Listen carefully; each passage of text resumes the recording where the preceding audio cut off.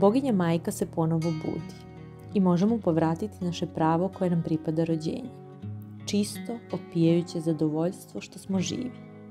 Možemo otvoriti oči i vidjeti da ne postoji ništa od čega se trebamo spasiti. Nema životne borbe protiv univerzuma, nema Boga izvan sveta kojeg se treba plašiti i kojemu se treba podvrgavati. Postoji samo boginja, majka, rotirajuća spirala koja nas uvlači u postojanje i izvodi iz njega, čije je treperavo oko puls postojanja.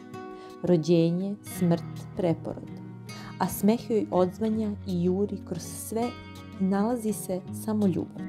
Ljubavlju spram sebe, orgazmičkom ljubavlju spram drugih koja razlaže život i stvara svet. Svaki od nas jedinstven i prirodan poput snežne pahulje.